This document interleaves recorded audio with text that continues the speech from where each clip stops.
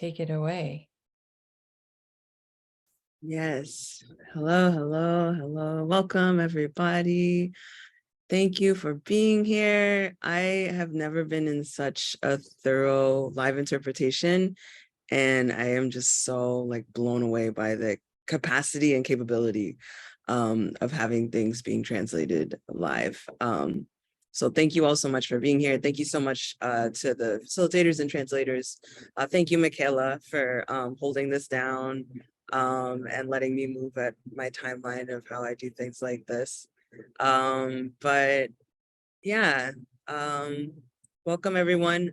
I can see a few of your screens, but since I'm taking up a lot of it, I know that folks are gonna go like this if I'm going a little bit too fast. I told Frances, I don't know if y'all know Frances, but beforehand she was saying less is more. So I'm gonna try and hold on to that tenet instead of flooding everybody with a lot of information. So yeah. So yeah, just a little bit about myself. My name is Kale. My pronouns are he and they. I have been living here in what we now refer to as Brooklyn for about 11 years. I grew up in Oakland, California, and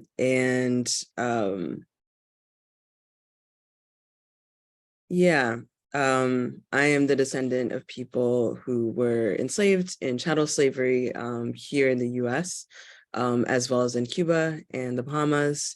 I'm also the descendant of a lot of people who self-liberated from North Carolina, Arkansas, and Florida, and united with Creek folks primarily and became known as Black Seminoles. So I'm also a Black Seminole. And we're going to talk a little bit about indigeneity and what self-liberation means in the context of that a little later, and I'm excited to talk about it. But yeah, I grew up in this story holding tradition. I'm fifth generation story holder, medicine keeper, of holding on to sort of embodied stories that are about my ancestors and about people moving places, being forced to move places, about diaspora, as well as holding alongside those stories about our more than human kin, right? The plants around us, the ecosystems around us, all these messages we're getting from animals, all these messages, we're getting so many messages. So kind of holding all of that together and weaving it together with story. And I'm so excited to be sharing this with you all. I met Michaela and Gabby and a lot of the folks here through Farm School NYC, which I attended in 2016-17.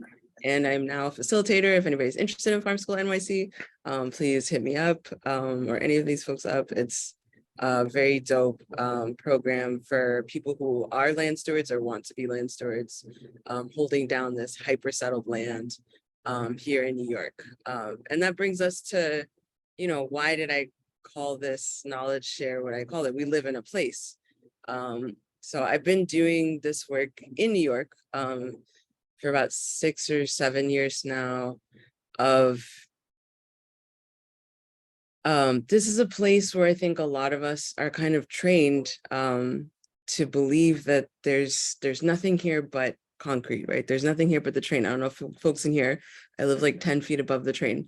It sometimes seems like we don't live in a real piece of land, right? And so when people want to get connected to land or connected to territory, they're like, well, I got to go upstate, I got to go to PA, I got to go to New Jersey, I got to go and to a certain extent, it is very hard to see the sky most places here. But at the same time, there's all of these plants and all of these beings all around us that are sending, pigeons are sending a lot of messages about where they're at. They're in some neighborhoods and not in others. There's crows in some neighborhoods and not in others, there's plantain growing up through the cracks in the sidewalk. So kind of working to orient ourselves in place. We're going to talk a little bit more about orientation. So just as a heads up to everybody, this is a trigger warning. In my talk, I will be sharing about colonial violence, chattel slavery. There will be mention of rape. There will be mention of murder. all these things that are the realities of what has happened on this territory. I will be talking about them. And because we talk about these things that are really, honestly, very difficult to hold, I only share these things with permission and with consent, with people that are ready to take on the role of also being story holders of this information. Now, something that I recommend to folks, especially if it's your first time working with me, you know, what we're doing today is we're kind of traveling through time, right? We're going to go backwards and forwards in a place, you know, that we kind of see every day, and we kind of normalize what it looks like and what it feels like to be there. But when we come back into the present, I don't know if anybody's heard this, there's a term in deep sea diving called the bends, where you go way down in the deep sea, where there's all these like really interesting creatures that never see light. And if you come up too quickly, the pressure expands, like the air pressure expands your body, and you get really, really sick.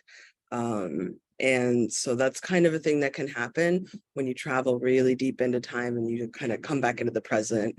We have an hour and a half together. A lot of folks, I know that this is the peak of farming season. I know probably people are either working right now while they're listening to this in one earbud, or they're going to have to jump right back into work as soon as we finish. So what I recommend right now is to find something that's near you to be kind of a tether, right? We're tying ourselves to our reality and our present right here, and we're creating this as a space we can return to. I like to hold something like this is some little corns that I have. This is a piece of bone. And I just hold on to these things so that when I come back up and I resurface for air, this is kind of my reminder of how I was in this moment and this time. So I want us to, if you have that located, go ahead and hold on to that. And we're going to do some breathing, and a little bit of orientation before we start. All right. So if you're comfortable, go ahead and close your eyes, or you can turn your screen off. Just kind of sit with your breath for a second.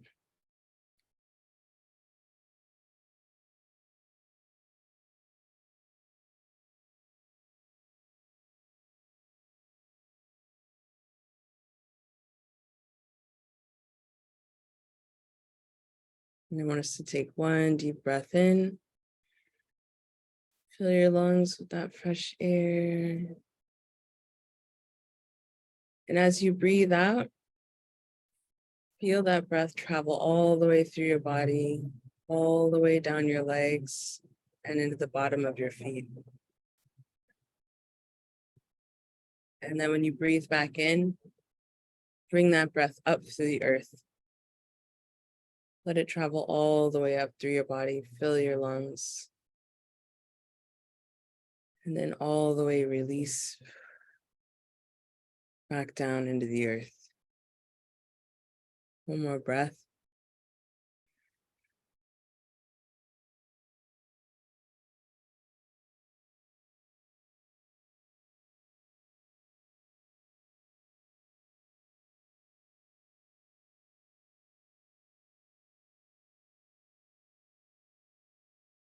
Right. Think about where you are, where your feet are, how they feel next to the ground, how you feel planted where you are, how you feel adrift where you are. How does it feel to be where you are now? Once you're ready, you can begin to slowly open your eyes. Blink open. When you open your eyes, check on your tether. See where it's at. Feel how it feels in your hands, the weight of it, the texture, the patterns of it.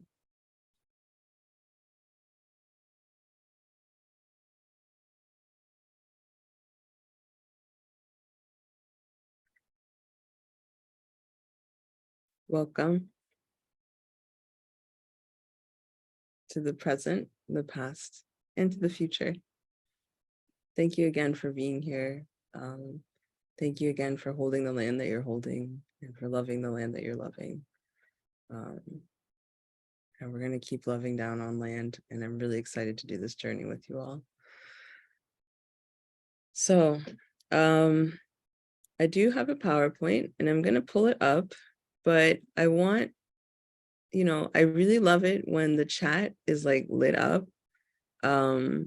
And it would be helpful to me. I can kind of read in Spanish, but if folks are participating in the chat in Spanish, I would really love it if it could be translated into English just so I can see it and, back and forth if that's possible. But I'm going to pull up my presentation.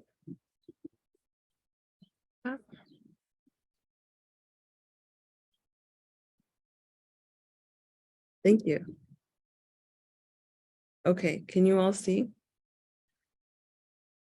All right, here we are. We live in a place.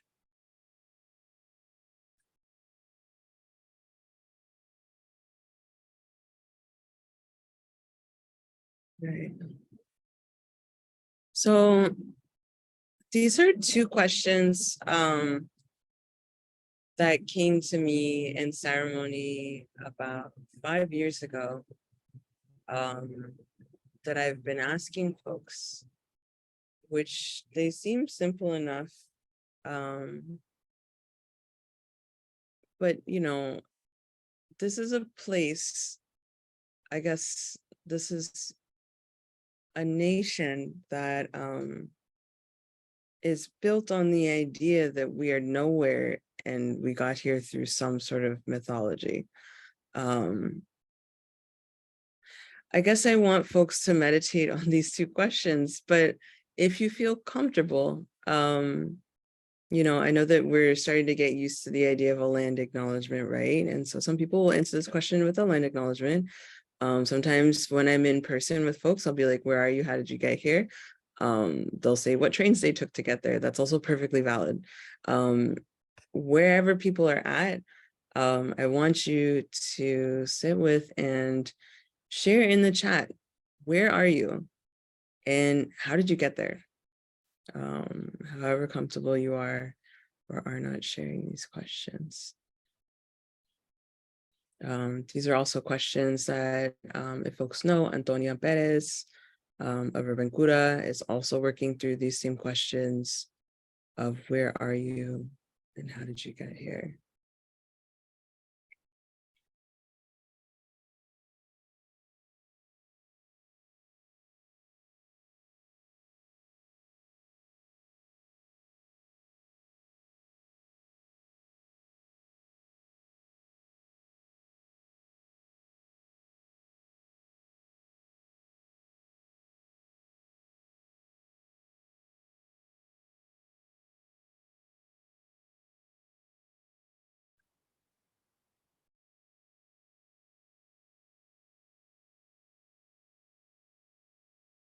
I'm seeing I'm in Chester, New York, Lenapehoking. I'm on the Napehoking as well. Got here on a plane when I was 6. Thanks for sharing that.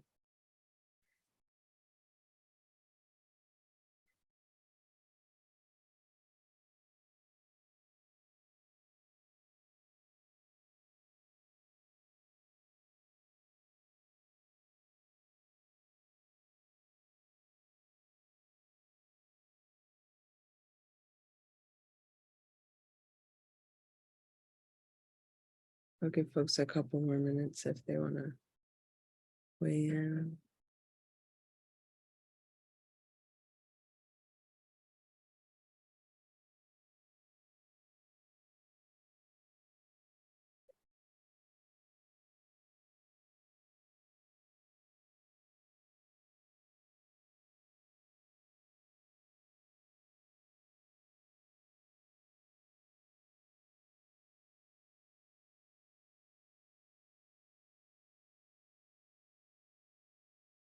Thanks. Instead, I'm on Muncie, Lenape lands in Cold Spring in an old horse barn. On Mohican lands, so-called Albany, New York. I am residing here because my grandma and papa migrated from Borican, Puerto Rico, and my mama migrated from Anahuac, Mexico. Got here by meeting my wife and farm family in New York City, by moving across the country, by being adopted to a family who came over during the Irish potato famine. I'm in colonized Lenapehoking, known as Bushwick BK, got here by way of founding fathers, as well as academics from Europe during World War II. I'm sitting in my kitchen on Lenape, Mohican lands, Kingston, New York. My parents came to the States by way of Taiwan and China.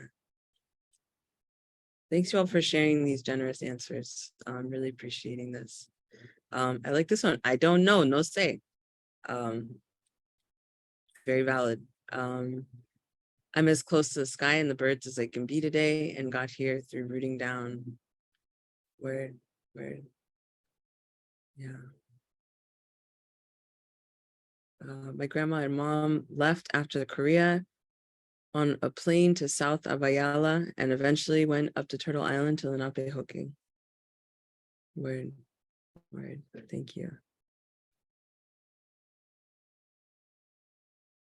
Yeah, so we're all holding a lot of realities. We're all holding a lot of stories. We're all holding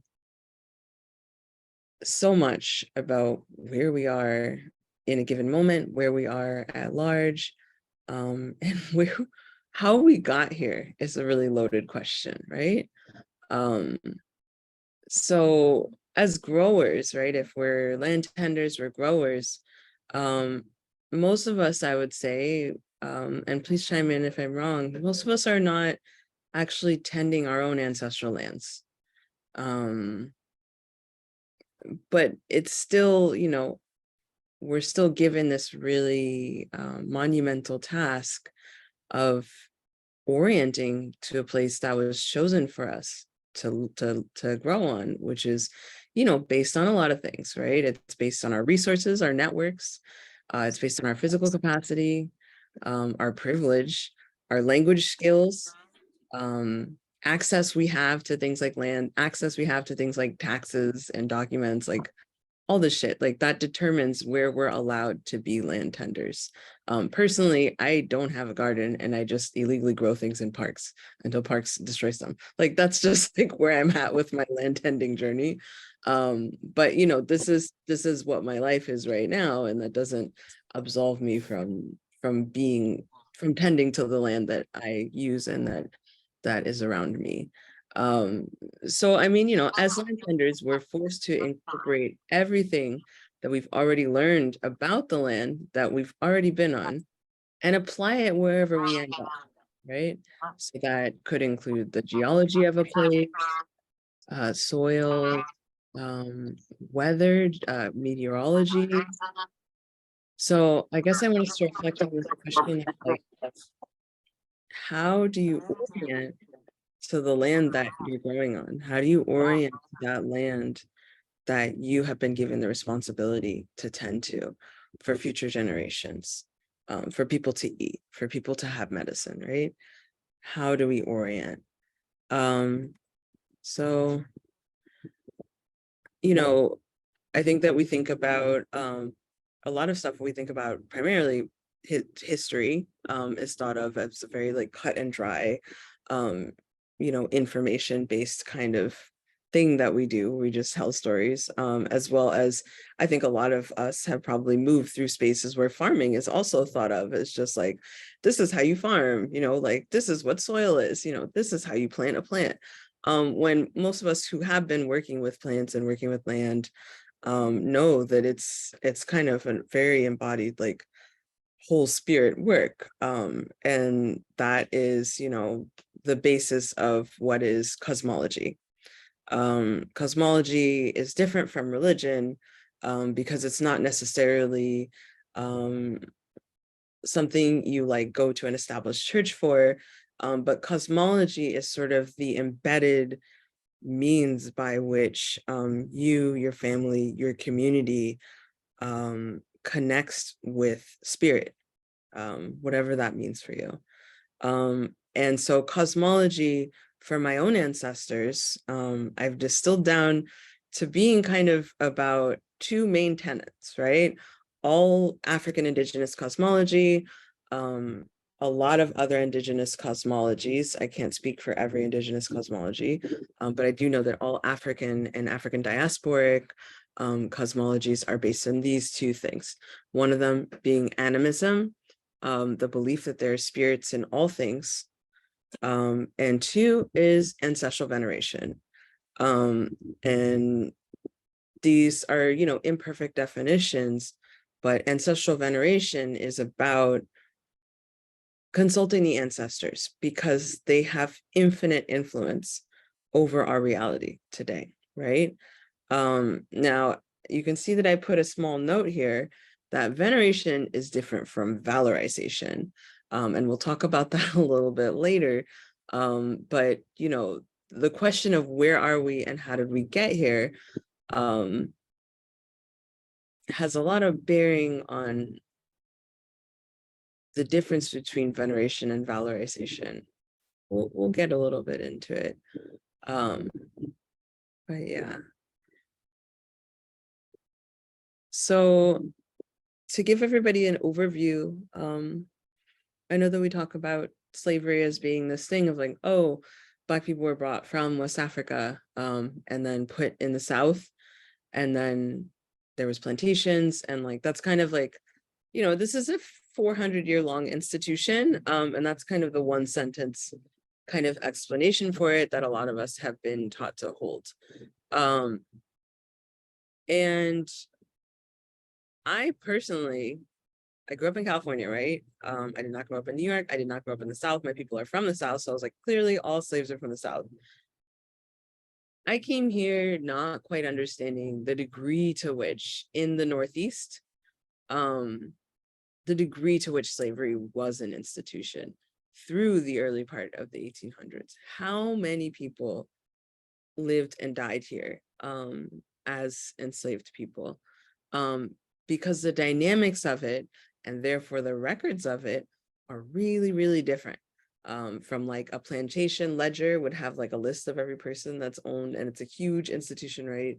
There's like 300 people living there on one plantation, but in the Northeast, it's a little bit different. There would be 1 to 5 people that lived on a farm, right? These are kind of smaller enterprises up here, or they would live on a farm, or they would live in someone's mansion, right? The Vanderveers, Van Cortlands, like all these names that we hear in New York.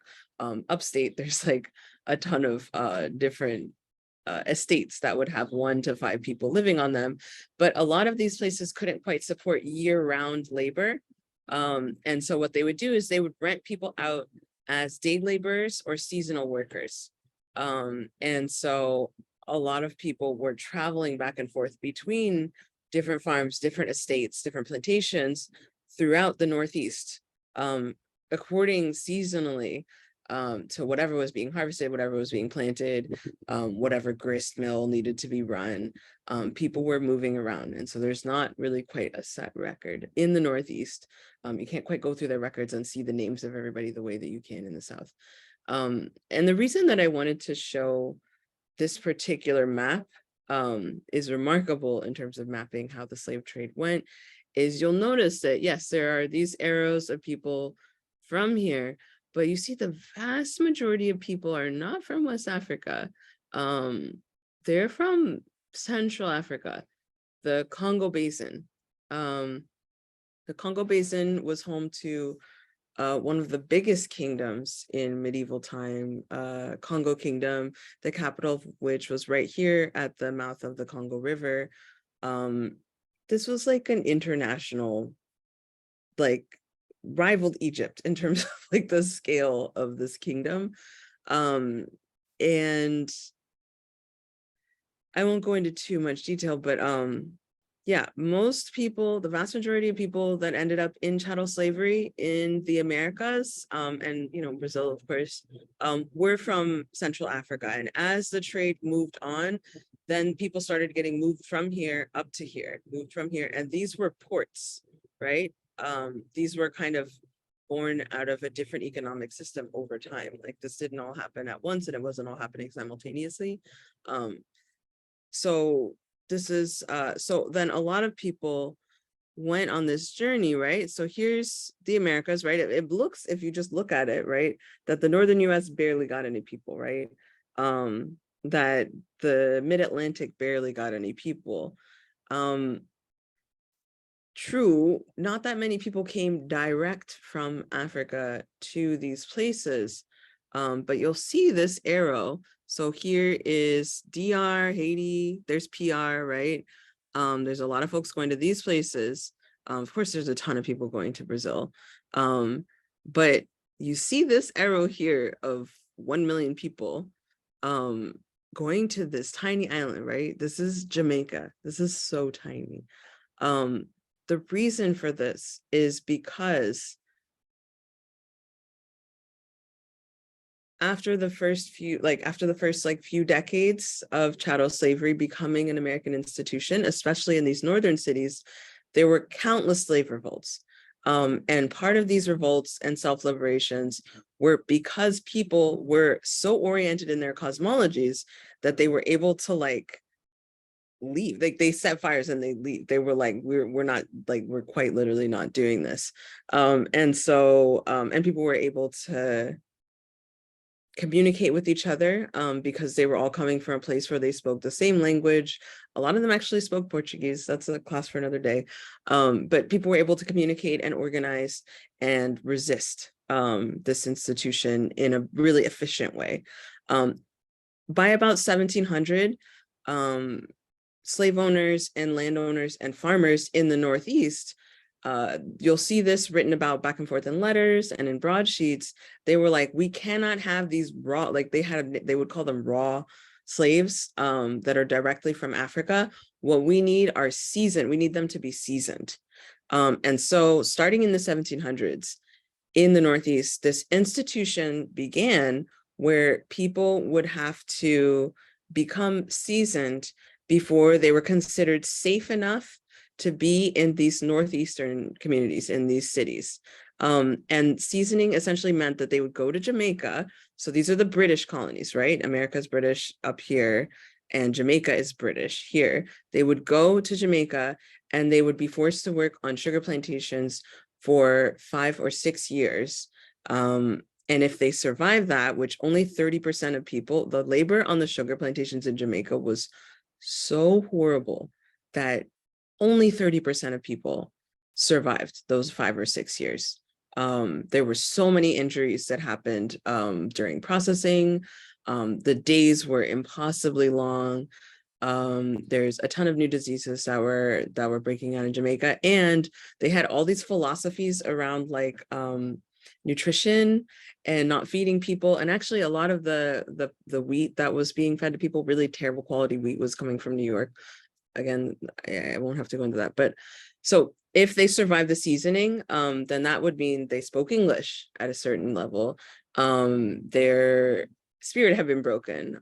They had been taught to become Protestant, right? Not Catholic, but Protestant, which is kind of a religion where you're kind of like looking straight ahead, you're looking down, you're not smiling, you're punishing yourself. It's a Calvinist religion. It's about working and like not celebrating, right? They would have been imbued and baptized and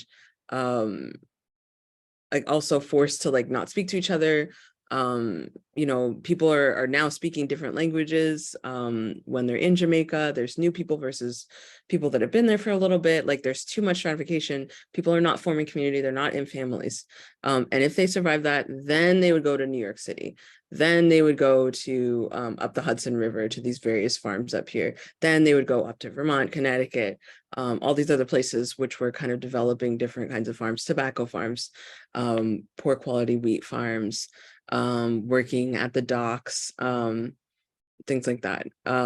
Some of them were coming up to the Carolinas, and then there was like kind of a purchasing route between the Northeast and the Carolinas.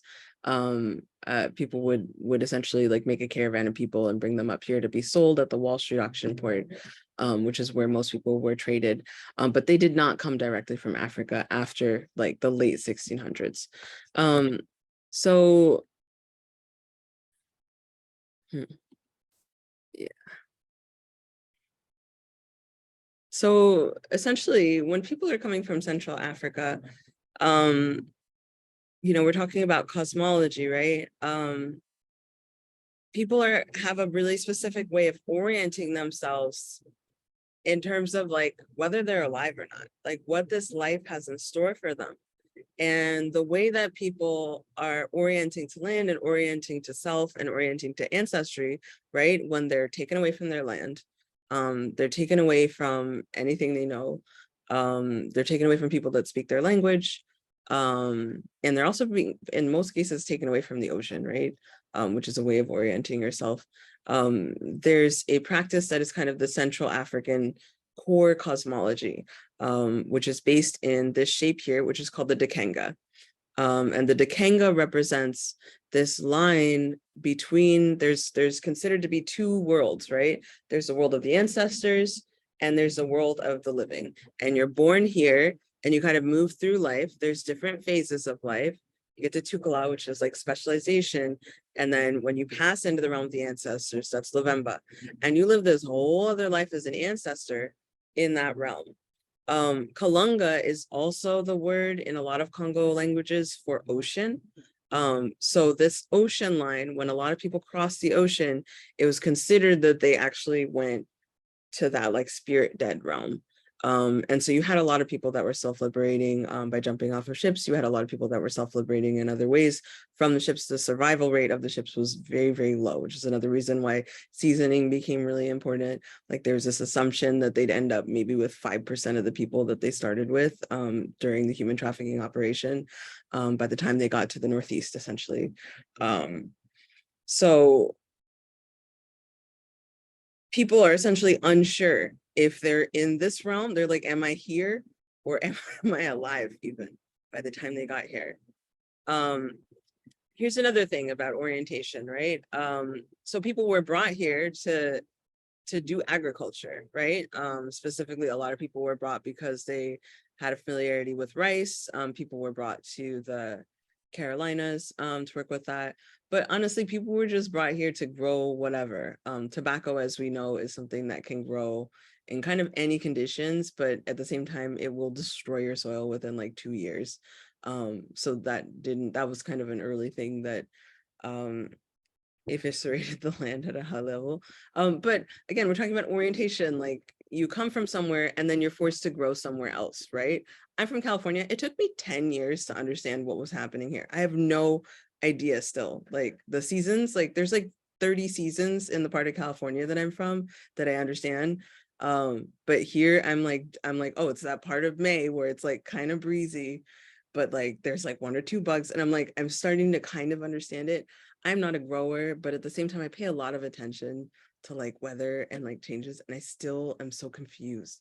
Imagine, right? You come from this grow zone and you go here, like that's the opposite. Now, if you look at this is the grow zones of the Caribbean, right? We've got this grow zone in Jamaica, that is the minimum temperature of 15. And then you've got the grow zone in Central Africa is about the same here, in 12 and 13, right? So that's another reason for the seasoning, of people being like, okay, we can't shock them into a new grow zone like that actually. So we're gonna have to force them to grow the sugar in this other grow zone, which might be familiar to them, and then they can go to the Northeast.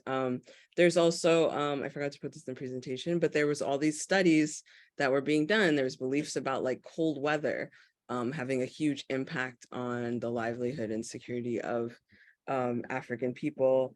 I'm going to read a quote from an academic paper. In 1722 and 1730, the patterns of Black and white mortality were quite different and confirmed contemporary understandings of the differential effects of seasoning on two largely immigrant populations. Now, this is about seasons of the year and not like the practice of seasoning. White mortality was highest in the summer and fall, as malaria and diarrheal diseases adversely affected European Americans unaccustomed to Philadelphia's semi-tropical summer environment. Late fall and early winter were most deadly to African Americans with respiratory diseases the most likely culprits. The mortality effects of the seasoning process can be further tested against the known history of winters. So yeah, this orientation thing is like not a joke, right? This is yeah, who knew grow zones went up to 13? The grow zones can become so hot. It's really, I would have no idea what to do there. I really have never lived in those places. I'm very impressed by everyone that's tending land there. I've never been there in my life. And again, we're talking about like, okay, like right, the Caribbean, right? It's like those are the grow zones of the Caribbean, and a lot of people were brought there and they're still there, and then now their descendants are here in New York, or like they're still in like Borican, or they're still in Haiti, right? And those places, we're gonna talk a little bit about this, but like I guess I'll say, you know, like it's hard for me to understand sometimes, and therefore hard for me to convey how different, especially in the Northeast, but throughout the South, in the Caribbean, all of these places that have had chattel slavery starting 400 or 500 years ago, how different the ecosystems are because of slavery. Because, you know, a lot of these places that you know, some places got held down by Maroons, right? Some places were kind of inaccessible by colonizers. And so they were able to retain like the actual land characteristics that were supposed to belong to that land. But the level of like, I think a lot of us think back like, okay, I'm the descendant of chattel slavery. Like I'm a person who like agriculture is like a return to like healing from this thing. What we were doing was not agriculture. What we were doing was like complete and utter environmental destruction. Like the level at which people are planting and harvesting and planting and harvesting and digging and tilling and then abandoning land, huge swaths of land throughout the Atlantic coast. So like Virginia, Baltimore, like most of Maryland, the tip, the deforestation and destruction and soil erosion and damming and flooding that has been done to these places that people wanted to grow as much as quickly as possible. And not just food, but like things they could sell, whatever was most expensive at the time. The level of destruction that tobacco had on soil, that's the whole reason that slavery moved to the South, is because by the late 1600s, the Atlantic area, like the mid-Atlantic, had experienced complete soil collapse. And because they'd had dug up every tree, that not only the soil was like fallow, like there was nothing left to hold it. And so the erosion became so extreme. I don't know if folks have been down to the like Maryland coast, but there's constantly like shark teeth and like fossils churning up because there's like nothing standing between like where we're standing and like the fossilized level of the earth there. Like it's so eroded. And so yeah, Gabby, I love what you said. Zone 13, abundance, green, belleza, tropical, tropical beauty. Thank you for sharing that. But again, you know, we see the resilience of this land, right, in the Caribbean. Things return. So we're in like this recovery stage still. We're not really back to like what pre-colonially these lands looked like, right? Which again, we're not just like naked, like untamed lands, but they were being meticulously tended by indigenous land tenders. So thank you for the comments. I appreciate comments. I love comments. Keep commenting. So I guess to get a little more into the process, so I'll say I do this a lot. Different people that run community gardens, people that own land, folks that are in a house that feels haunted to them. I will like work with them to be like, okay, what they're like, the vibes are off, and I'll be like, okay, let's find out why the vibes are off, you know? And so we'll go through this process together of being like, what is the vibe shit? Like what happened here? You know, where are we? Right? How did we get here? But who else was here and how did they get here? And where the hell are we? Like this is like constantly this question that I'm asking, right? And one of the things that is really difficult I will also say I am a college dropout. Like I am not like hyper educated person. I am like regular. Like I use the public library for a lot of stuff. I use city department of records. I use tax records. I use local historical societies. Like I go to a lot of little like Zoom talks and stuff. Like this is not like education that's being gate kept in a way that is like institutionalized. But at the same time, when I do go through this information, a lot of history books or websites or Wikipedia pages or whatever will, you know, they'll gloss over the things that actually happened. Because I think for a lot of people, it's really, really difficult to admit the scale of what happened here to ourselves. It's hard to like think about it every day. It's hard to hold every day. What happened here? What is America? Like, what the fuck happened? Like, where are we? You know? And again, going back to that concept of like veneration versus valorization, right? A lot of folks like, especially folks that are descendant of settlers, they'll have these like mythologies about like how their family got here, right? How they ended up here. And they'll be like, my family crossed the Oregon Trail and they survived all this. And I'm like, word, what does it mean to survive the Oregon Trail, right? Like, did their whole family make it? Like, who died along the way? Like, did they like have to abandon their sister on the side of the trail? Like, did your ancestors abandon their sister on the side of the trail? Like, watch her die in a river? You know, like, how many indigenous people did you kill? How many people did you scalp to get to the next outpost so you could trade enough food so you get like, these are like really horrific, like the things that people have done here and to survive, or even the things that people have done in the place that they were here before here in order to get citizenship here, right? Or in order to like, you know, when people take a citizenship test, you have to renounce the place that you come from politically. A lot of the time, you have to renounce your family. You have to renounce a lot of stuff to become American. The things that people have to survive to become American are so horrific.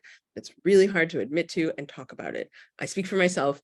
It's really horrible for me to admit to, right? If I took a DNA test, I wouldn't be 100% African, right?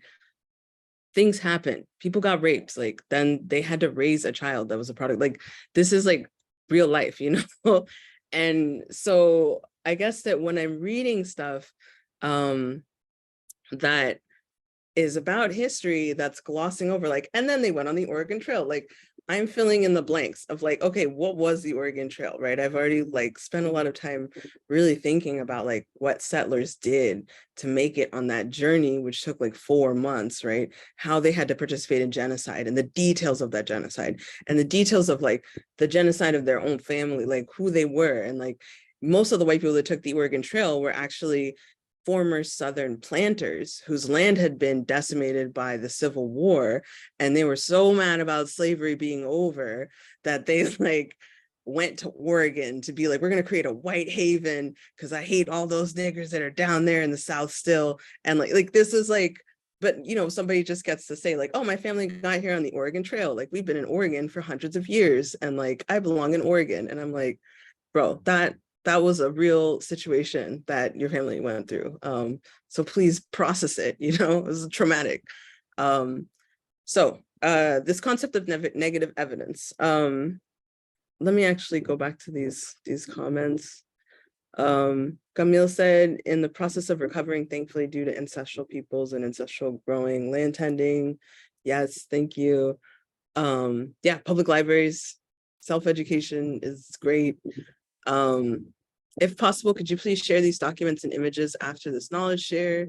I can share some of my resources for sure. I'll think about sharing the I think I can do that. I don't really have a problem with it. So yeah, sure. Yeah, so I actually went to this random art show like years ago that the entire show, well, okay. Does everybody know what a FOIA request is? The Freedom of Information Act. Folks know what that is, right? So technically, we're allowed as people who live here to write a letter to the government to be like, I think that you have information about this person or this situation, and technically the government has to send back all the information that they have about that person or that situation. But before they send it back, they have the power to do something called redact, which is they have the power to cross out with a black Sharpie pen whatever they feel the public should not know about. So they'll give you a copy of the letter, but they'll like, I've seen redacted information that's like, it'll be like, dear blank, and then they'll be like redacted, and the whole page is just like black Sharpie, right? So sometimes, and so these are two examples of redacted files. These are both from the FBI's Black Panther, very extensive database of Black Panther records. Most of it is redacted. You can kind of start to fill in the blanks. So now here we are, like 40 years later, 50 years later, we can actually start to kind of fill in the blanks, right? This first document, June 17th, blank, post-stockade advised that blank and blank were permanently in custody at the stockade, Cumberland County Sheriff's Office, blank, blank, blank. So we could go through the Fayetteville, North Carolina, like information that we have about Black Panthers that were there. A lot of the Panthers are still alive. And we can be like, oh, this was the person that got arrested on this day. But we have to fill in those blanks, right? We have to contact elders. We have to go through like actual Black Panther records and see who was there on that day, right? Same thing with this other one, right? There's one name in here, Tony Bernard Alford was born blank, blank, blank, Charlotte, North Carolina, blank. Like we can fill in the blanks. I don't know why they felt like that was like something the public shouldn't know. And still 50 years later, it's on their website. I literally downloaded these from the FBI website last night. Like this is still what they have to say about the situation. But again, like filling in those blanks. I'm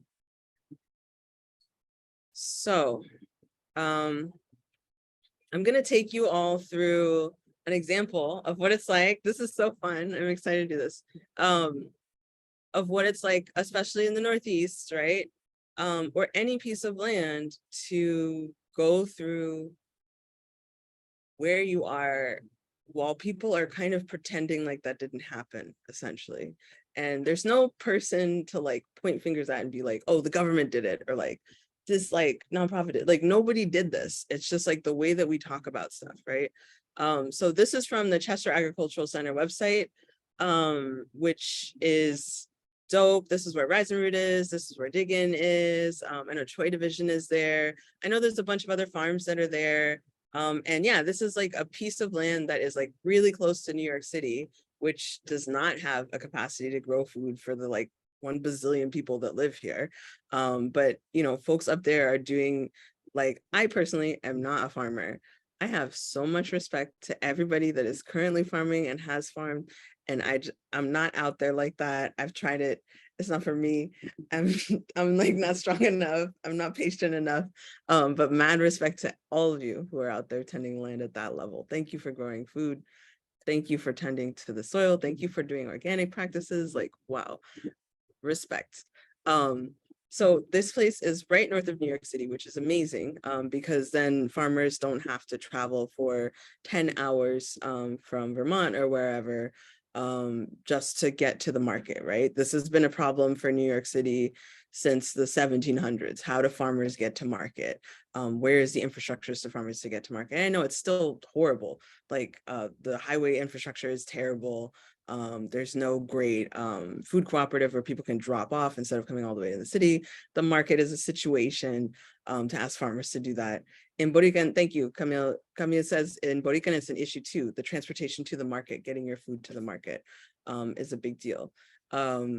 With Chester Agricultural Center, we have people that are way closer to the city and therefore can just depend on the highway infrastructure, which is still, you have to wake up at 2 a.m. to like get to the market by 7, but like it's better than sleeping in your truck the night before, which a lot of further out farmers do. So this is from the website. On the About Me page is a description of Orange County's extremely fertile black dirt. right? And then talking about the organic practices, the regenerative practices. All of this is dope. All of this is true of all these really dedicated farmers up there. But then I see this phrase, extremely fertile black dirt, right? If I was unfamiliar with agriculture, I'm not, again, I'm not a farmer, but if I had never encountered farming at that level, I'd just be like, oh, black dirt, cool. Dirt is black, I agree.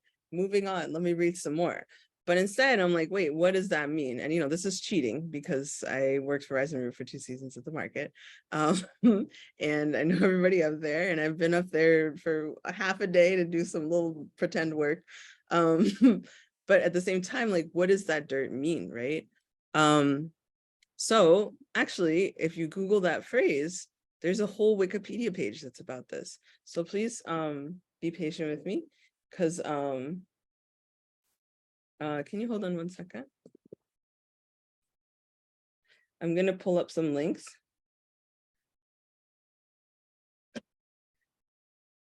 And hopefully my screen sharing will move with me.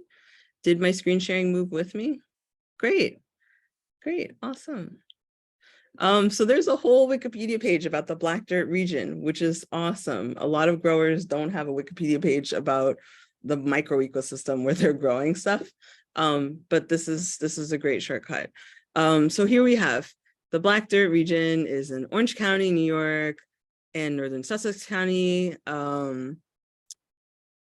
And then we have, again, something about negative evidence. A clue that I look for is the passive voice. So I have here, before the region was drained around 1880 by the Polish, and I'm like, wait, was drained? What does that mean? That sounds involved. Draining a piece of what? And it's like spans 2 states, this area? How did they do that? Are they beavers?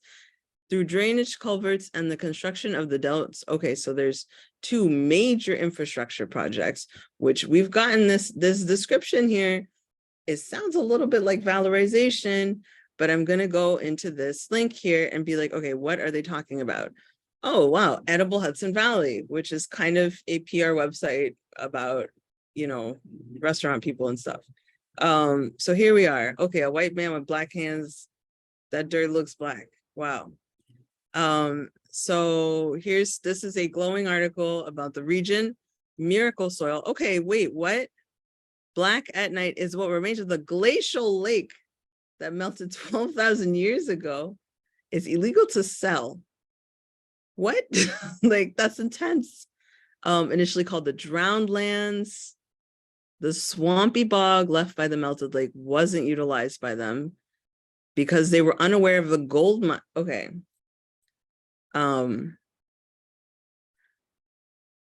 That's an interesting way to phrase things. Do people please chime in about, we're looking for negative evidence here, right? We're looking for like, what is a valorization of like a thing that happened?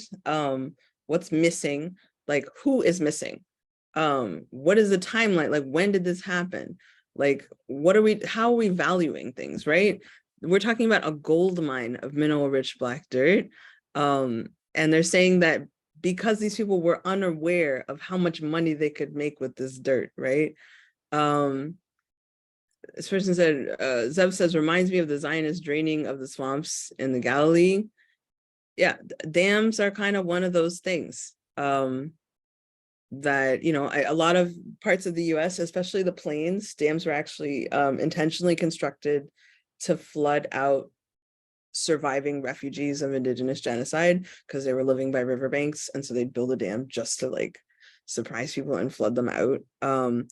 But that wasn't the case here. These dams were like to get this drained land drained. I don't know if folks are aware of this also, but most of our oh, I'm so sorry. I'm going to read a little bit slower.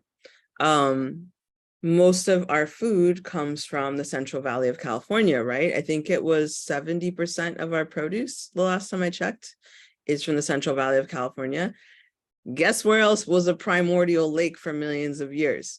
The entire Central Valley of California was a primordial lake and marsh, and is another place that is black dirt. So what we have up here in Orange County is we have like kind of a mini version of the entire Central Valley, right? And that can give us an idea of like what's going on up there. So then here we are at this, so we have it again, valorization, right? 1880, Polish and Volga German immigrants. Let's think about what was happening in 1880 in Germany. It definitely wasn't, World War II or anything like that, but there's some shit going on out there. So these people arrived, and guess what they recognized? They recognized the grow zone that they were from. So I showed you guys earlier those maps of like the grow zones, right? Of like Africa and the Caribbean. Like people are seeing these relative plants, right? That they've never seen before. They're seeing this relative soil, but they feel it. They recognize it, and they're like, oh my gosh, this is home. Like we've been forced out of our homes and forced to like acculturate to this country where we don't even speak whatever this English language is. We don't practice the same religion, and here we are. And so, that's something that is like a homecoming to them. And so then they hand dug ditches to elevate pieces of the soil, right? So this is honestly a beautiful story to me about being from somewhere and recognizing home in the place where you have been forced to be. And at the same time, it's also like, okay, what entitles you to move a lake? And then where does that water go when you move that lake? How are we making a home of the place? How are we becoming growers? How are we stewarding land in a place that we're ending up in against our will, essentially? So yeah, swamps, wetlands. Yeah. Original tenders of the soil are missing. We're gonna go into that. Okay. So we clicked on the number 1 link. Oh, oops. Sorry, I close this. So yeah, an ancient glacial lake bottom augmented by decades of past flooding. So what is on the bottom of a lake, right? It's not just mud, it's 1 million animals. Like it's just like fuel, right? Gasoline, oil is made from 1 million dinosaur bones or whatever, right? That's what's at the bottom of this lake, when millions of years of animals that are essentially attributing to the food that we're trying to eat, like they're allowing us to eat. They're helping grow stuff. And that's called muck, essentially. All of the organic material has undergone sufficient composition to prevent the identification of plant parts. So go to this. Right. So then again, sapric soil. I didn't know what that meant. Had to go into that. And this is just me going through the Wikipedia page, right? This is not me going to like Yale library to be like, what is sapric soil? Like, I don't know how to do that. It's not what I'm trying to do here. Who drained the water? We went through this. And then, okay, who keeps the memory of the missing water? So one of my favorite things to do is, I feel like when I end up on a website that has a WordPress.com address and it looks like it hasn't been changed since like 1999 and it's a historical society, I'm like, I'm gonna get some information. Like I definitely feel like I'm gonna get some information here. Because this is like a community project of people that are like really devoted to this work. At the same time, there are people that are not necessarily like politically evaluating things in the way that I am. And so I'm going to look for a lot of missing information in these very dense paragraphs about the place. So, here's these names. These are names that I will look for in like, if I want to look into who were these Polish and German immigrants that, dug these trenches, right, and farmed this soil, I'm going to look for these last names. In those records, right? If I was doing deeper research, like these folks really look like they're from here. And it's like people are they're very devoted to information about this place. So I'm going to go into their resources, right? They've got documents here, but they've got these historical maps, which are great. but this is the webpage that I took a screenshot from. These are the densest paragraphs I've ever seen in my life. Times New Roman, no spaces. They're just information.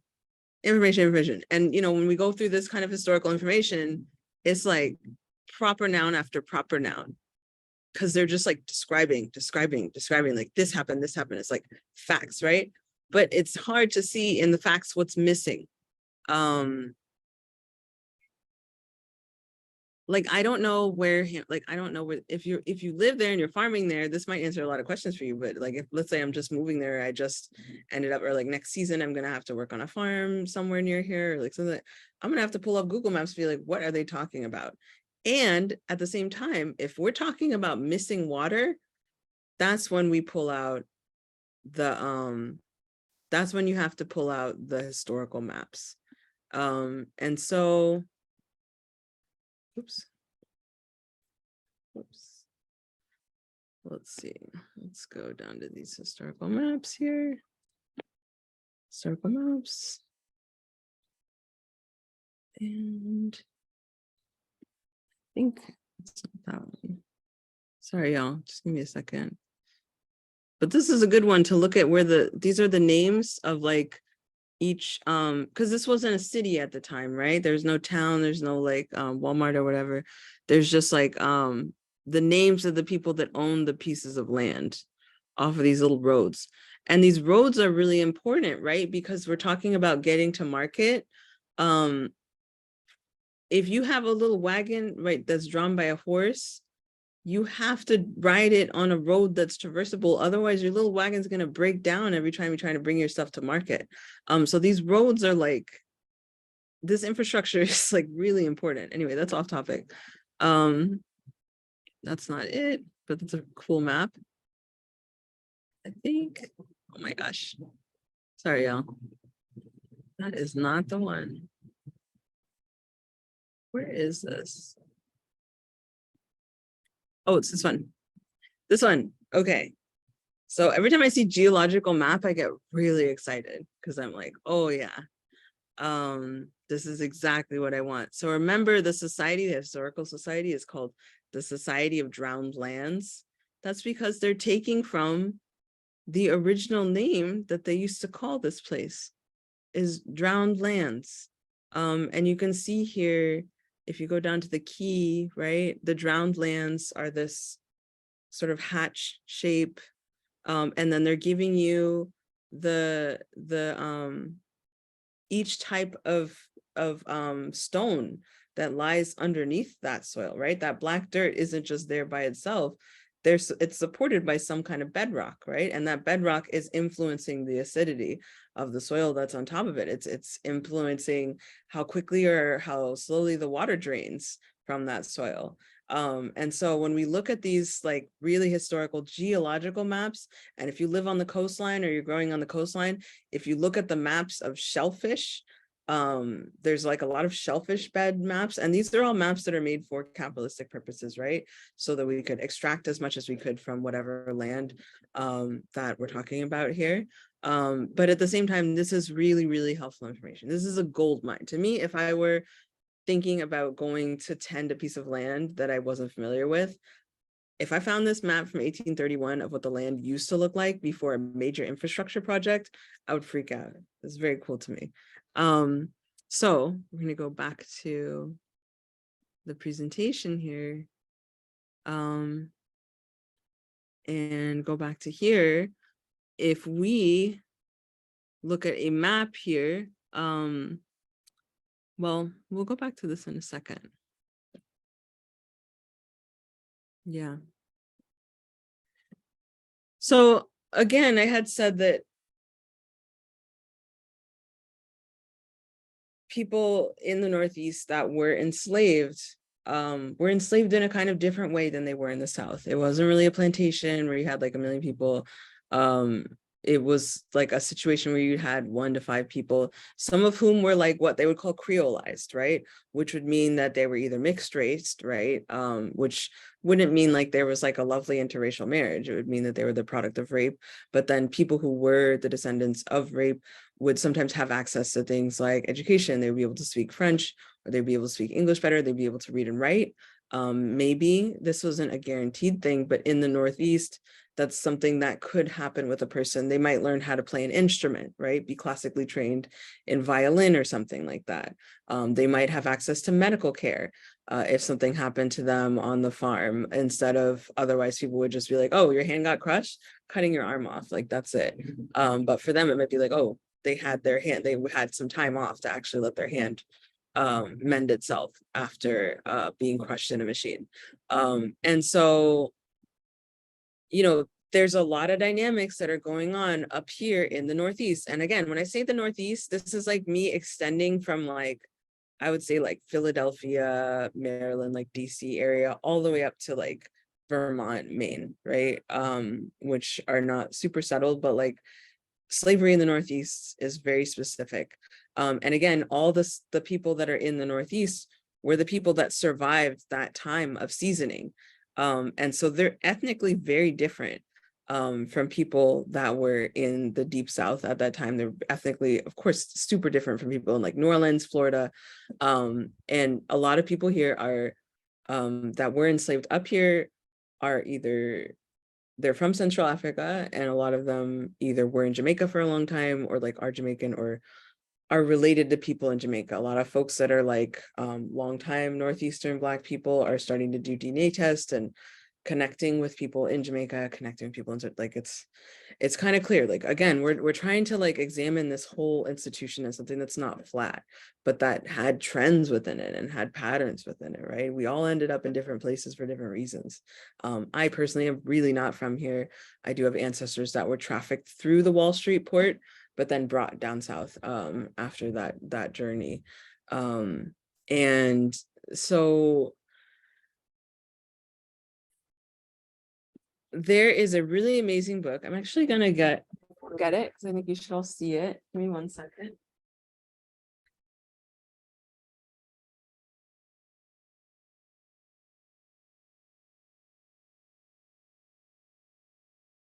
Okay, there's actually like 4 books that I think everybody here, if you are farming in the Northeast, or are based in the Northeast or anything, it's 4 books that I'd really recommend. But one of them just came out, and this is a sort of a compilation of they're called runaway ads, but really these when people self-liberated and they were valued at enough of a monetary level, the person that was their enslaver would take out an ad in the newspaper to track them down. And usually simultaneously, they would hire a bounty hunter, which there was a lot of little clubs in the Northeast and Hudson Valley, upstate New York, in Connecticut, of men that would track people, essentially. And this book is kind of a compilation of ads that are specifically from upstate New York and the Hudson Valley. There are hundreds of them. Each one has a personal story. Each person is described not only by their skin color, like their complexion, like they're like distinguishing, like this person was kind of yellow, this person's high yellow, like this person's Creole, this person speaks Spanish, but also by usually described by their disability. So if people survive something like yellow fever, or they survive something like they had a rheumatism. Sometimes if they were a smoker, they'd be like, this person's dependent on tobacco. They would put that in the ad. They would put what they were wearing the last time they were seen. And essentially they were being tracked and surveilled through the Hudson Valley. So this is one from Sullivan County. His name was Philip. He's 22. Again, I talk about like, oh, people were being moved. By people, I mean children. A lot of the people that were trafficked through this whole system were children. Older people that you'll find in runaway ads in the Northeast are like 30 years old. In the African burial ground in Lower Manhattan, which is the only like real like open kind of preserved federally protected burial ground in the Northeast, when it was exhumed, and they did like archaeological study of the bodies that were buried there, which again, not all the bodies have been exhumed. The only reason the ones that have been studied have been is because they were building a building there, and that building was actually the FBI headquarters of New York City. And so the museum itself is in the basement of the FBI, which is so crazy. Anyway, if you go to the basement of the FBI, there's a museum there, and they'll show you all this information about the people that were buried there. And one of the pieces of information about the people that are buried there is that 75% of them were under the age of 5. And the rest of them were in their teens and early 20s. People were not able to, like, it was very undesirable to have a baby or have a child. Like, not a lot of people were born into slavery in the Northeast. Most people were brought here as teenagers or people in their early 20s and worked as long as they were able to work, and passed away pretty young. And if you had a child, most of the women worked as wet nurses. And so then their own children were so malnourished that they would pass away at a very early age. Like most babies did not survive infancy. And they were still given the same burial rights and honors that an adult would. And like, you know, these are lost spirits, right? These are babies that enter the realm of the living and immediately go back into that ancestor realm, right? Which is, you know, within cosmologies that people are holding and bringing here. It's of course so fucked up and unfathomable what it must have felt like to be living in this way. And also there's this idea of people living in spiral time, right? They're here in this hell realm, right? Alive and doing what they're supposed to do in this hell realm, and then re-entering that ancestral realm and coming back. So, you know, that's why these burial grounds, like if you know of any attempts to like elevate African burial grounds, exhume or do, if there's any archaeology, like all that stuff is so important, because that's kind of the only way that people were able to really practice their cosmology. It's the only way they were able to orient was in determining that line between life and death. Like, where are we? Are we in hell? Like, this is not that there was a hell. People were not believing in hell. That's just my Western idea of colonized idea of what this is. You know, Christianity has bled into every corner of all of our brains, and it sucks. I hate it. So yes, this person, a lot of things to describe this person. Stoops in his walk, toes cut off. Low Dutch, there were ideas of low and high because people were not literate. But again, that would mean that this person was enslaved in a place where most of the landowners would probably have Dutch names. And there's something really interesting in here, which says that he was supposed to have had his liberty in 3 years. So I think that New York has taught all of us that they were like actually like the best during the slave trade, and they were actually dope, and people would run away to New York, and it was like actually really cool here and chill, because they ended slavery in 1803, when slavery as a whole and what we celebrate on Juneteenth is from 1865. But actually the way that they had this rollout, it was like a rollout of freedom. So like 1803, if you were born after 1803, then you were technically free, but your parents would probably still be enslaved, because there's this debt system where like you then had to like 25 years, you had to like finish your like slavery time or whatever. And then you'd have to like apply to the state for like paperwork to be like, okay, you did, it's like being on parole kind of, or like your parole board hearing would be in like 25 years. And then you'd have to go through a system that's really similar to parole actually, to determine whether you were allowed to be free. So this person was supposed to have essentially his parole board hearing in 3 years, and it's already 1811, right? Slavery has ended in New York since 1803. And this guy must have had like good behavior or something. But he's like, that's it. I don't need to fucking do this anymore. I'm 22 years old. Like, this is insane. So something I actually did for fun. I don't know if it's fun. I don't know. These things for me are rewarding. So the ad was from, he went missing from this place, Mama Kating. I don't know what that is or how to say that. That's at the foot of these little mountains here, right? And I looked up the walking directions. Now, these would be different in that time because the waterways were different and there was no roads. But essentially, this is a like 22 and a half, 30, maybe 30. I don't know which way we'd have to go to get to the location of Chester Ag Center, essentially, which at the time would have been marshland. So you see he's going over this little rise here, and then you see the elevation change. He goes straight into this floodplain, right? Let's say, again, I'm imagining, I'm making like, this is where I'm taking negative evidence and doing storytelling, right? Each one of these people in this book has a capacity for us to like imagine like this is just Hudson Valley. Like there were like, I think we don't talk about this with slavery. There were hundreds of thousands of people that left, like, and they just were gone. Like so many maroon societies started. So that's what we're going to get into here. So, you know, when we talk about the technologies of surveillance at the time, right? They don't have cameras, they don't have smartphones, they don't have GPS. What they do have is dogs. That's it. That's the only way that people are able to find people. And the way to get a dog off of your tracks is to go into water. You go into a swamp and that dog might drown because they made them like heavier and heavier. They kept breeding these like really heavy, intense dogs to like take people down. But they couldn't swim. They were like too dense to swim. And they couldn't smell anybody.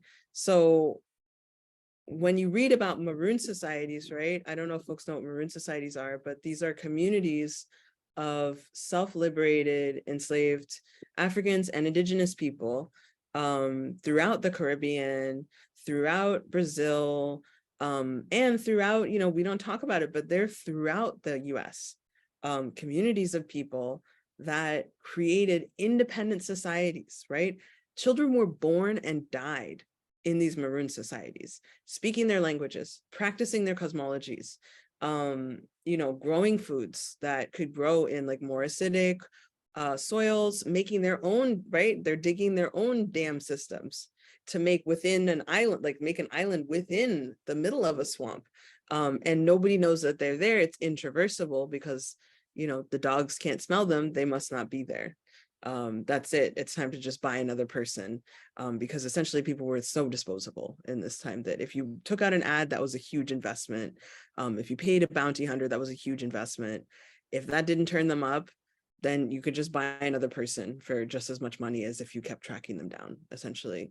And so that's where you find people, is in these swamps. This is an illustration or a painting from the Great Dismal Swamp, which is in the Carolinas, which a lot of maroon societies existed around. Gullah Geechee Society is like a lot of that language independence exists because of these maroon societies. And this is like an illustration. It's kind of an imagination of a maroon society. Although from what I've read about them, especially the ones that were in northern Florida, these were like advanced cities. Like they were like intertribal indigenous African societies at like a very high level. Extremely cool.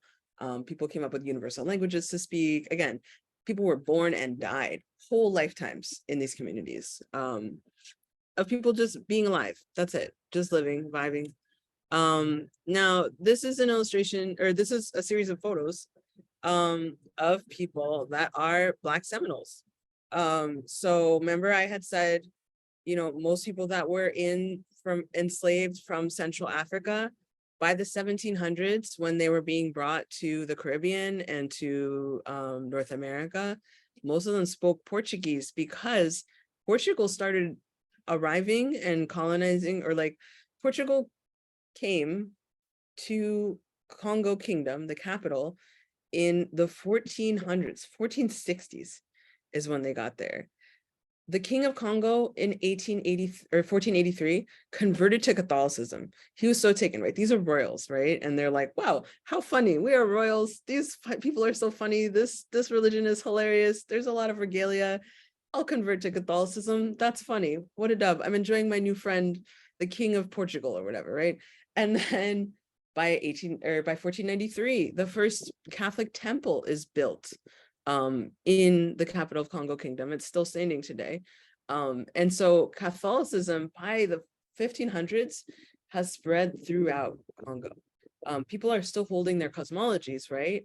And they're still doing their practices, which are kind of around family, they're around community, they're around law. This is a cosmology.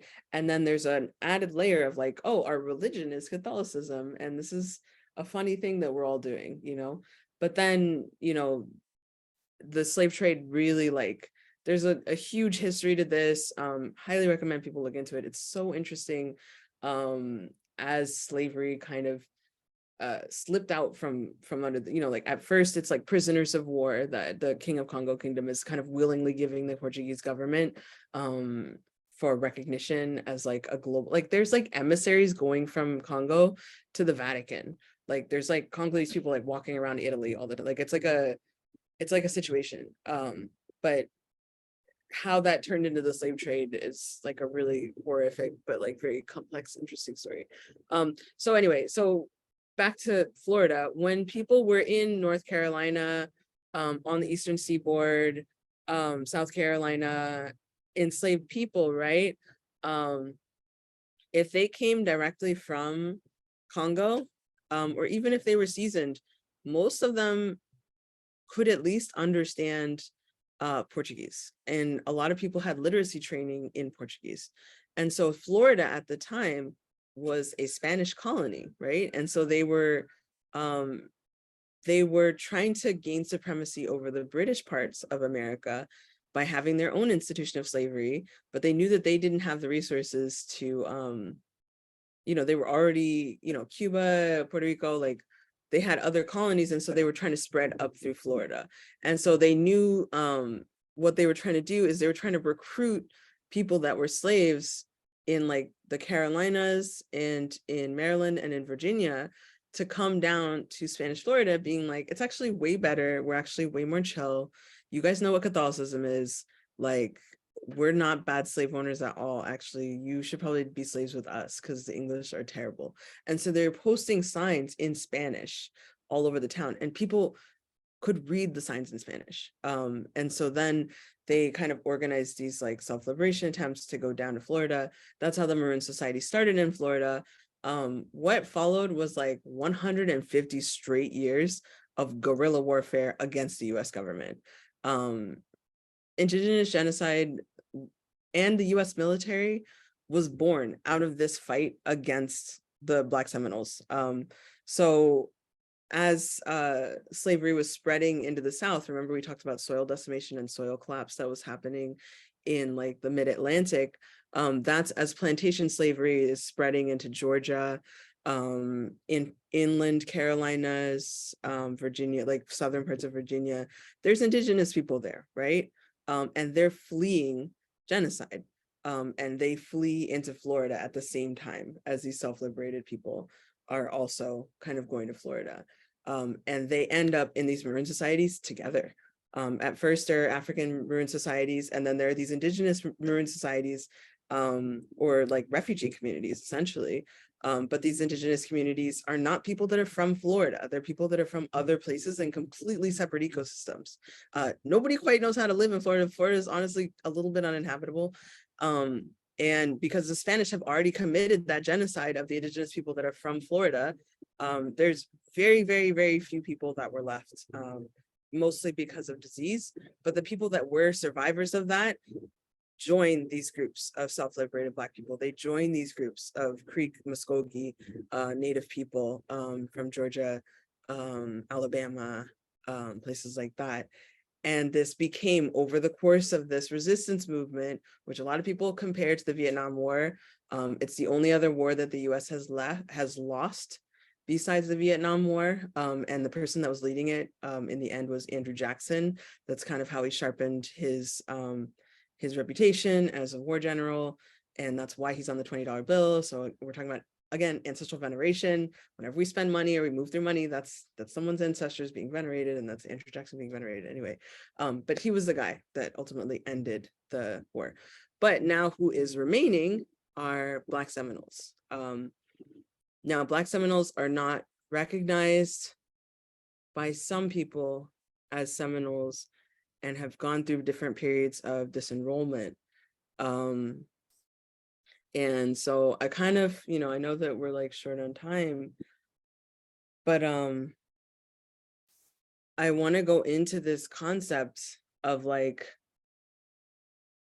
the way that we in the Northeast, right? This is a Northeast farming collective that I'm speaking to specifically. That's why I keep talking about the Northeast. I heard a lot of people say Lenape hooking, which is dope. People are acknowledging that there have been Indigenous people here.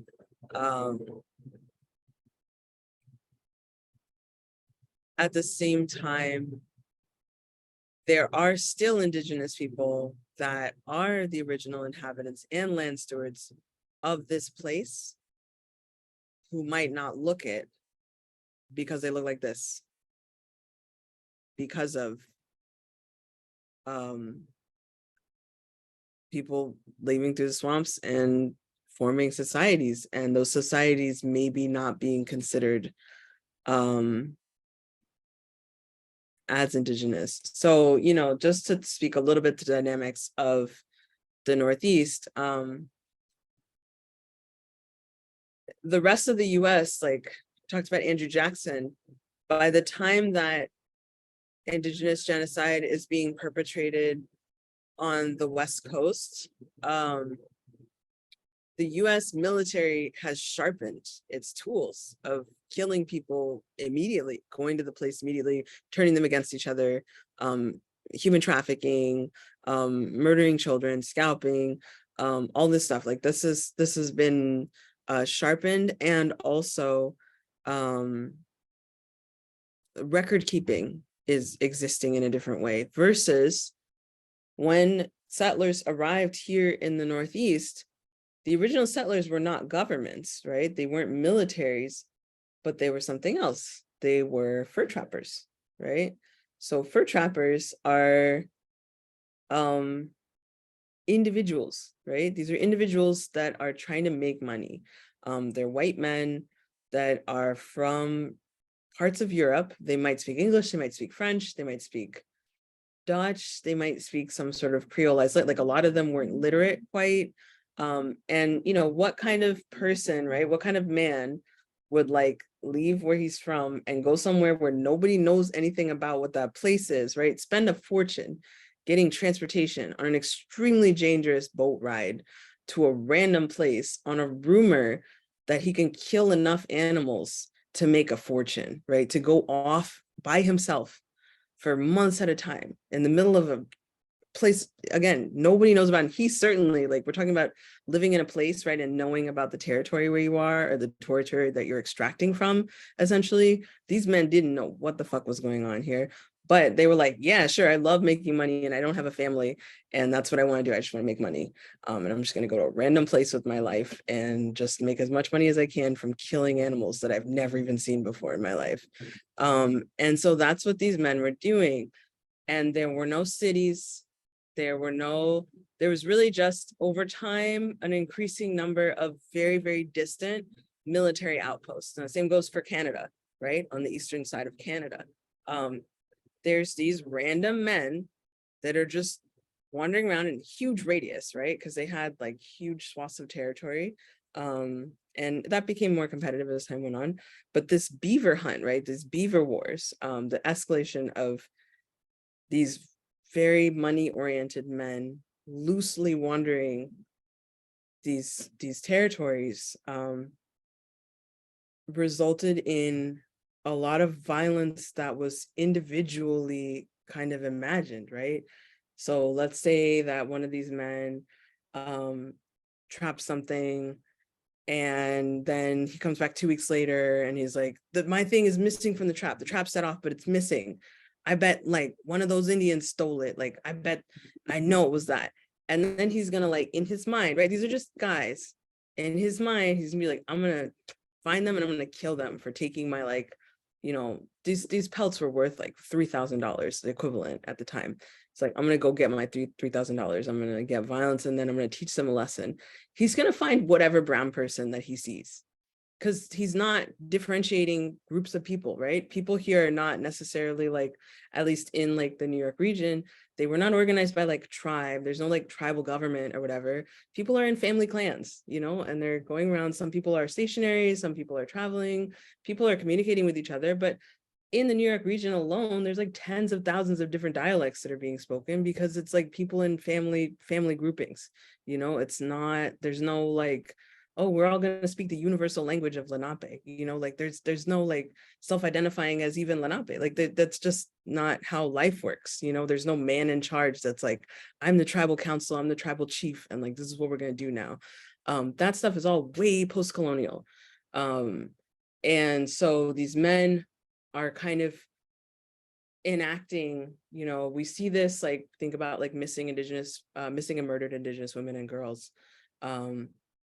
that they're doing that too. They're like alone and like they're just a dude and they're like, I want a girl, I want a woman, and he's kidnapping a woman, he's just taking her, like whatever, you know. And then suddenly that woman is pregnant with, again, the product of rape, and then suddenly there's a child there that looks really different from everyone, that might be taken away in a certain way, you know, like when a missionary group comes in, sees a child that's half white and is like, oh, we want to teach that child the ways of white people, they kidnap that child from the group, then that child is separated completely, right, but then is representing, you know, indigeneity to those white people or to those missionaries. They might even take them back to Europe.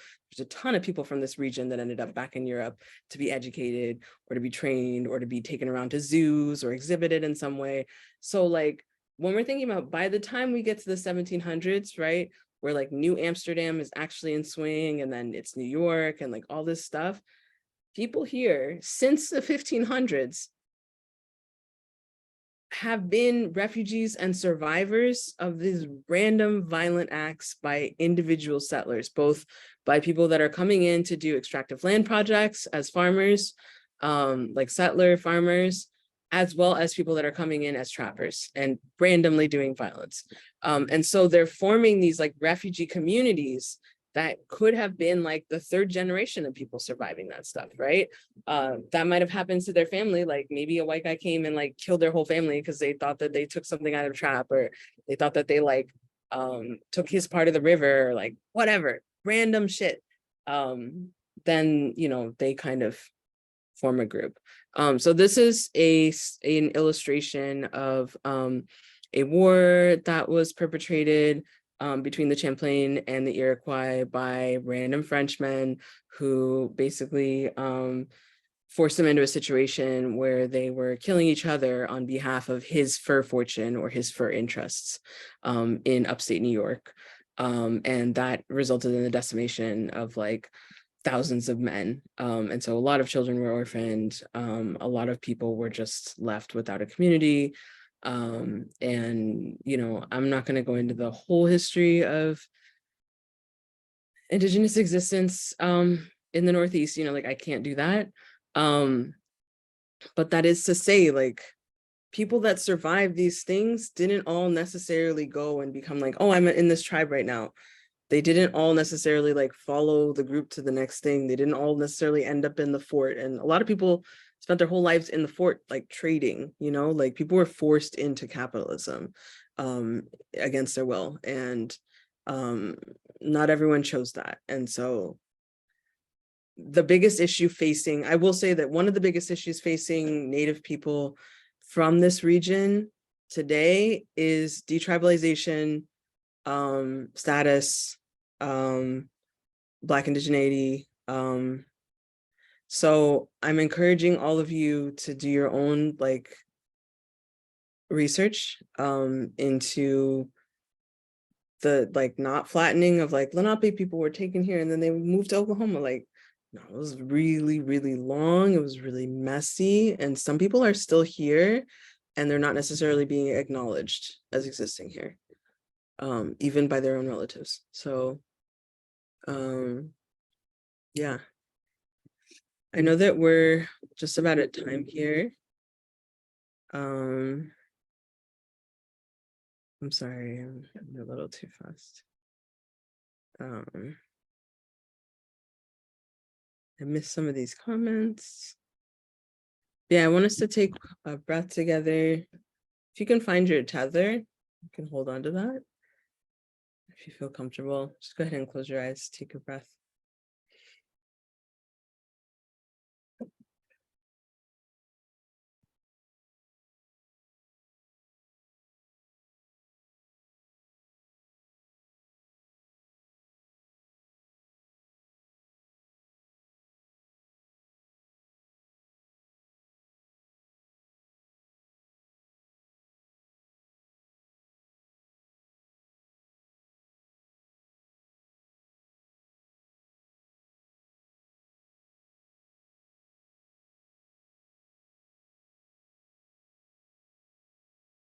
Okay. I'm gonna take some time to show these other resources that I really recommend. And I can send these to folks. This is another really good one that just came out, specifically about what people were up to, like what their everyday lives were like, both indigenous and African enslaved people. In the Northeast, this is a little painting from Sullivan County, New York, of like happy slaves on the farm in Sullivan County. This is another good one.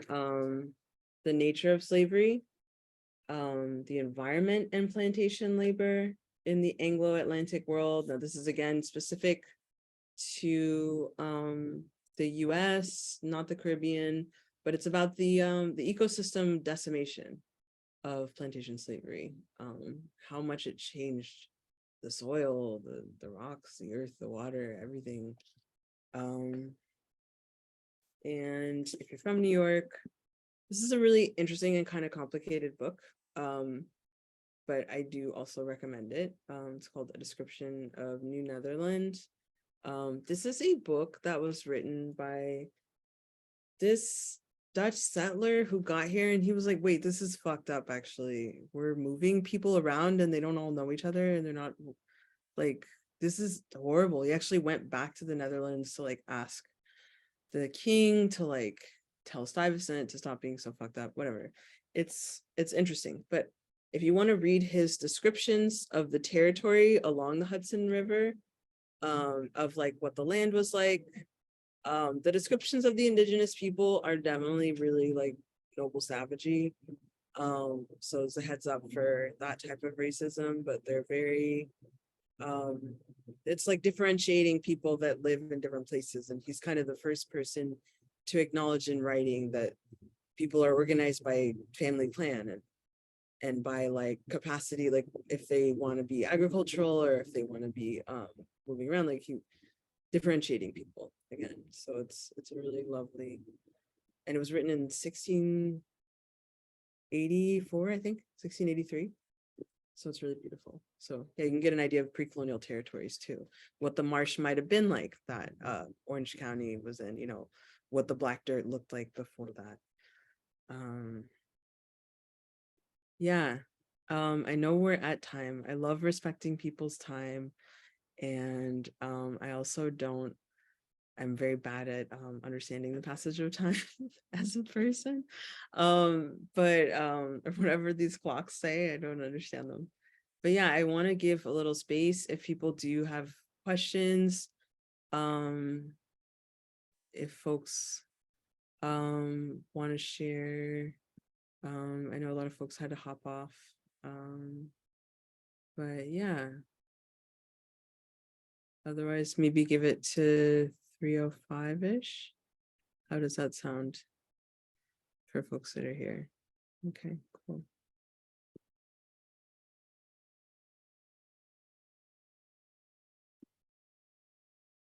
Yeah.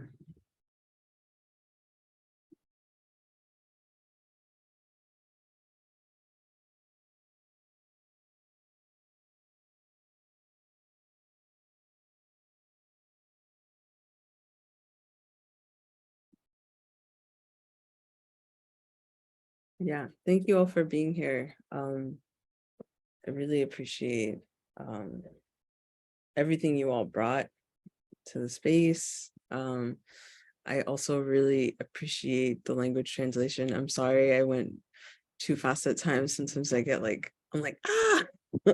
But thanks for bearing with me. And yeah, if you all want to learn more, I do a lot of stuff around land. Been doing a lot of stuff this summer.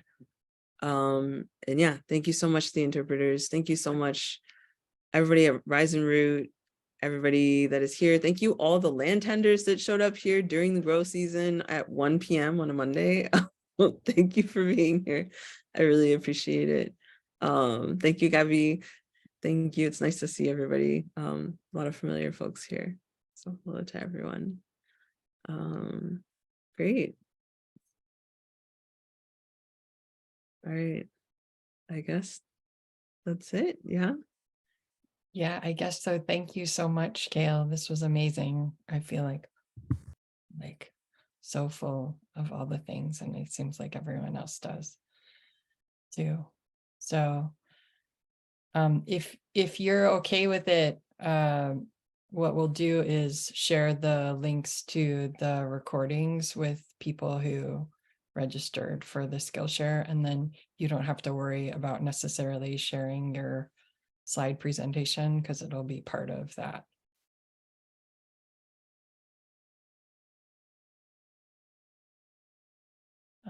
Anything else, Adriana and Joelle? We appreciate you so much.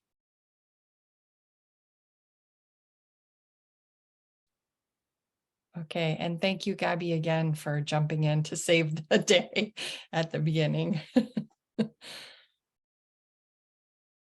And of course, thank you so much, Kale. This was absolutely fantastic. I do have one piece of advice for everyone, which is, yeah, this was a lot. So please be ready, just like one would with like a psychedelic journey, like do integration. Like I love seeing that you two came here together. Tate and Soy, thank you for, but you know, if you have other people that you can hold these stories with, if you know each other, please like give space to like integrate this. Drink a lot of water.